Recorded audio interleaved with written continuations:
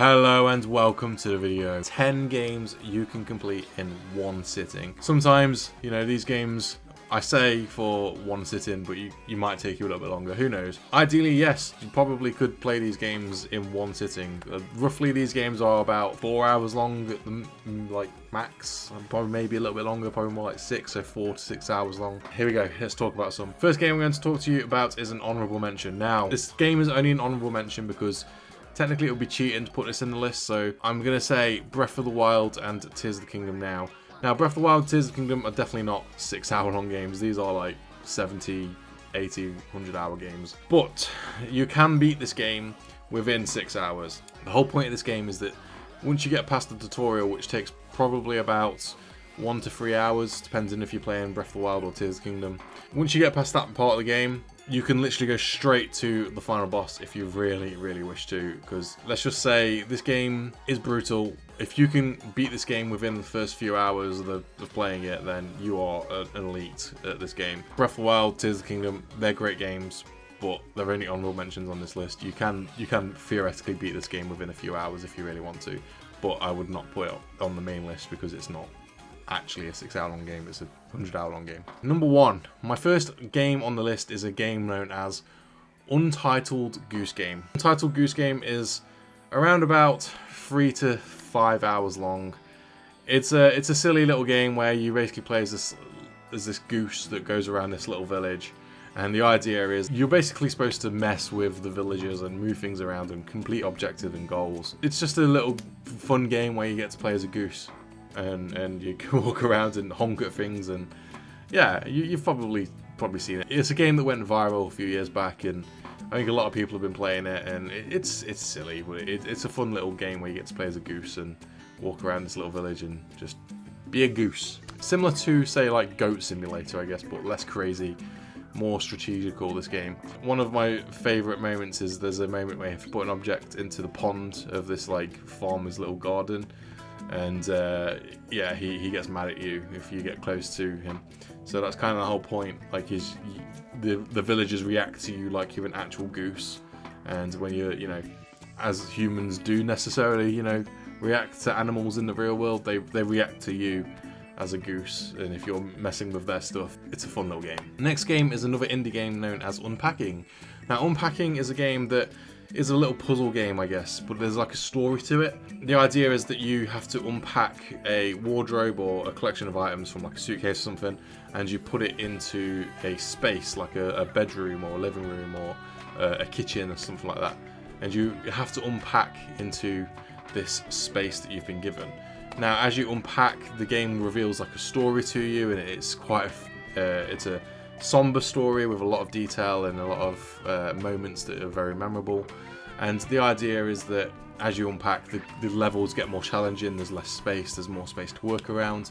And if you are a kind of person who enjoys this kind of thing, if you're a compulsive person when it comes to like organisation and that, then yeah, I guess this is for you. Unpacking is a perfect game for someone like that, and I think with this being a game where it's like a puzzle game, a challenge where you have to try and put things into the right place, and as you play, the story unfolds and stuff like that, then it's a nice little indie game, nice little kind of treat that you can just play for a couple of hours. The next game I'm going to talk about is a mystery game known as What Remains of Edith Finch. Now, this is a story-based game that lasts a few hours, but you play as a character that has to basically figure out the mystery of what happened to Edith Finch. And what happens is, as you go around, it's like this house that you live in that has got a family curse to it, and the idea is that when a member of the family dies, then their bedroom essentially gets locked up forever and becomes like a time capsule.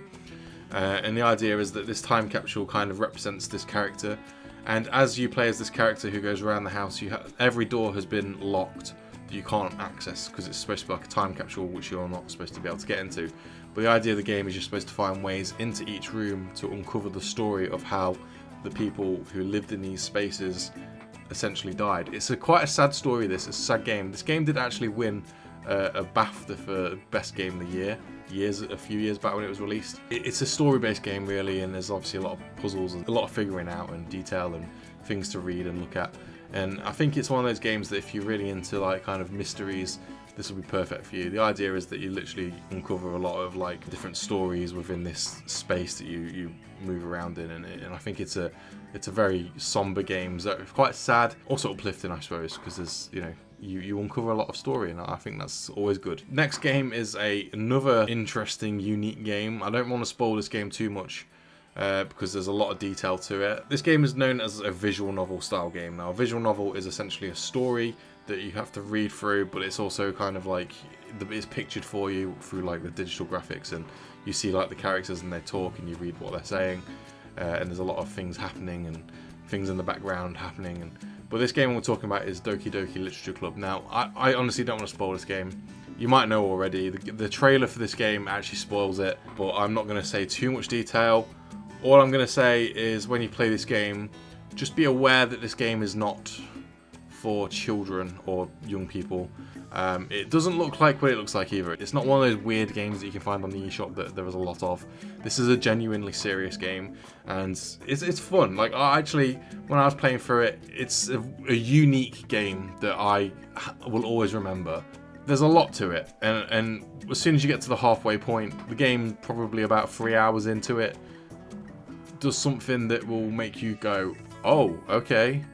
But I will just say it's not a game that you should probably go into if you're easily disturbed or like you are faint of heart. I'd probably consider moving past this one. But it's a good game. It's a good story.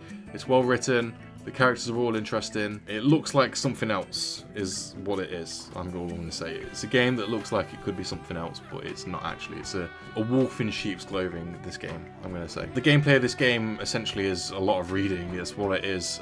But you also get these moments throughout the game where you essentially create like pathways through the story. So you choose your path throughout the story by going through poetry levels where you have to like write your own poetry, but by choosing words. And what happens is with these characters that you have been introduced to, they're known as Yuri, Natsuki, Monika, and Sayori. They are the 4 characters that you get to talk to in this game. You basically have to try and like impress them through your poetry, and you choose the right words and what you feel that their characters are more inclined to enjoy reading. And that's basically the gameplay of this game, and it evolves throughout and more things happen. The next game is Undertale. Now, Undertale's an iconic video game. It's probably the most iconic indie game out there. If you ever heard of the character Sans or Flowey, you might know these characters. They're very iconic characters. Also, Megalovania is a very famous piece of music in the gaming industry. You might know that theme. But Undertale it's essentially an RPG game that is like supposed to be this kind of like black and white coloured, but almost surrealist, kind of weird psychological thriller game. There's a lot of things happening in it that are comedic and serious and scary, and just a lot of things. This game is just a very weird genre-bending style game, but it's also a bullet time game as well. So the idea is that when you play this, you play as like this little heart character when you're in the battle modes, in the RPG battles, turn-based game, and what happens is you have to kind of avoid obstacles as this little heart, and you have to move around and stuff, and you have to just try and survive each fight by getting through it. And the idea is that you have to choose your pathway by either sparing characters or killing them. And the more characters you kill, obviously the game switches on you, and it gets harder and more progressive. But the more characters that you're passive to, the game actually becomes a lot different. It becomes more like this more of a open-hearted game. So yeah, you choose the game, but what I will say is that this game is about 5 hours long in general. So if one playthrough is probably about 5 hours. But I will say that if you want to get the full experience, you have to play this game probably 3 times to do each story style. That's how you theoretically get the whole experience. But you can beat this game in 5 hours by playing one proper playthrough of it and just doing your playthrough. Play it however you want to. That is why this game is on the list. Next game I'm going to talk about is a game known as Superhot. Now, Superhot is a first-person shooting game with a twist. So what happens in Superhot is you play as this like character who's almost like a John Wick style character, and you have to go through this like computer-generated levels. The idea of this game is time only moves when you move. So, for example, if you are stood still, then nothing will move, and you can then decide which direction to go. So you're going to be getting shot at, aimed at by the little like enemies in your levels, and you have to try and figure out the puzzle of how you're going to take down each enemy without using up all your time or getting shot yourself. It's very interesting, it's really cool. One of the cool things about this is once you beat a level, it actually shows you your pathway of how you beat the level in full time, like real time. So you don't see any like gaps in any decisions. It makes you look like a complete badass. It literally makes you look like John Wick. It's really cool and really well done. There's a mystery behind this game as well throughout the story. There's like a mystery going on with a little bit of script reading. I think like the terminals from like the Fallout games, they're very similar to that, but it's a very complex psychological thrilling game. And I really like this game. I think Superhot is a very fun little indie game, and it's a couple of hours long, and you'll get a lot of experience and enjoyment out of it. So I think it's really good. Next game I'm going to talk about is WarioWare Move It. I've talked about this game quite a bit on this channel recently. WarioWare Move It is a gyro Joy-Con style game where you use motion controls to basically act out things that are happening on the screen. So for example, there are movements you have to do to effectively beat little mini games, like micro mini games that last about 3 to 5 seconds long. There's a lot of different funny things that happen on the screen, and you effectively have to figure out how it works. You'll do little different movements. There's so many of them that I can't really name them right now, but yeah, you have to experience it yourself. This game is very quick, it's fast paced. It's a game that has a lot of replayability. The game gets progressively faster the more you play and stuff like that, and it's very fun, I think, and it lasts a few hours. I think it's like 3 hours probably this game to just entirely beat it. But the idea is that you play it more than once, I guess. But if you just want a game that's fun to play for a couple of hours, WarioWare Move It is definitely for you. You play as Wario characters from the Mario universe, and that's exactly what it is. There are sometimes mini games where games like Zelda and Animal Crossing, Pikmin, they kind of pop up and things like that, and it's all very fun. The music's obviously very entertaining, the script and the writing is always funny because it's Wario. So WarioWare Move It, that's the choice for this video. The next game I'm going to talk about is a game that I love from my childhood, and this is RollerCoaster Tycoon Classic. Now RollerCoaster Tycoon Classic, okay, yes, it's not necessarily a game that you play in one sitting, but you can actually beat this game in one sitting if you really want to. This game comes with different scenarios, and if you want to, you can start a scenario and that is your game.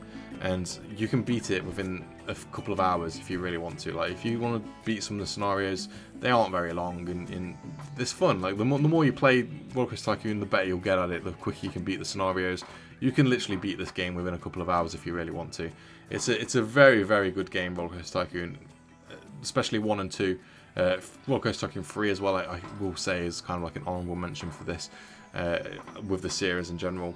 But RollerCoaster Tycoon is just one of those game series. For me, RollerCoaster Tycoon is the greatest simulation game of all time, with it being a theme park building game.